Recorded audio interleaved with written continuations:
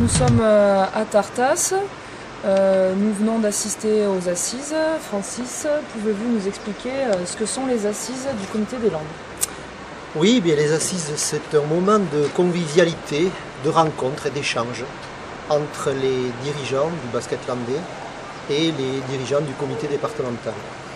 L'idée, c'est que la base, représentée par les bénévoles de nos clubs, représentée aussi par les bénévoles de nos commissions, puissent sur un même lieu, sur un même jour, et par thème, échanger leurs réflexions, être une force de proposition, faire remonter des idées, des suggestions, des critiques constructives, et que tout ça soit mis en forme ensuite, digéré et analysé par l'instance départementale, c'est-à-dire le comité départemental, qui va se servir de ça pour définir la politique à venir de notre comité.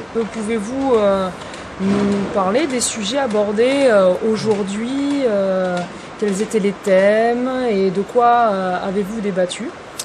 Bien sûr, alors on a déjà commencé par poser les jalons d'une nouvelle organisation, puisque nous allons caler notre organisation départementale sur le principe de l'organisation fédérale, c'est-à-dire par pôle d'activité. Donc on a 4 pôles au sein du comité, il y a 4 vice-présidents qui seront en charge de chacun des pôles, et 4 salariés qui seront aussi impliqués dans chaque pôle. Il y aura un pôle administratif, avec Françoise Barrère notamment, et Fabien Dulin. Il y aura un pôle formation, Claudine Latrubès le dirigera, avec Laurent Baume. Il y aura un pôle davantage axé sur le sportif, et donc là on aura notamment Jérôme Mansanet qui dirigera ça avec Béatrice, bien sûr.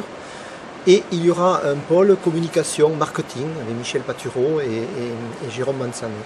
Donc ces 4 pôles d'activité permettront à différentes commissions d'être en interconnexion, favoriseront certainement, en tout cas c'est le pari qu'on va faire, l'échange entre nous, de façon à être un peu plus réactif et un peu plus efficace.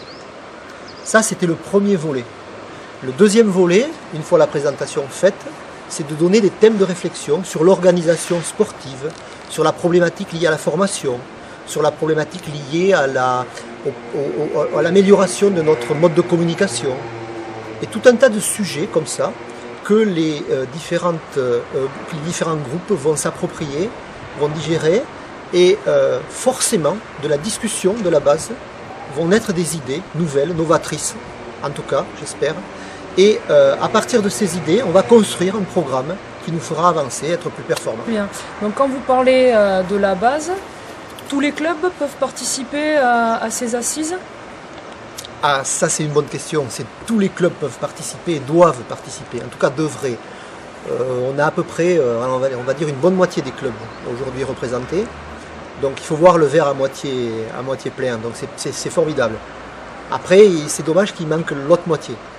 Mais l'idée, l'esprit, c'est que on soit à l'écoute de la base. Donc si on veut être à l'écoute de la base, il faut que tout le monde soit là, nous interpelle, nous engueule s'il faut, nous dise attention, là vous vous plantez, nous dise attention, ça c'est pas mal, mais vous devriez faire mieux. C'est ça l'idée, c'est de dire, c'est pas le comité qui va imposer au club, c'est le comité qui est à l'écoute et qui va, à partir de la réflexion des dirigeants de base, qui va construire une politique qui sera donc forcément en adéquation avec la pratique locale. Voilà, c'est ça l'idée. C'est le fonctionnement démocratique, en tout cas, et il me semble que c'est le meilleur possible. Merci.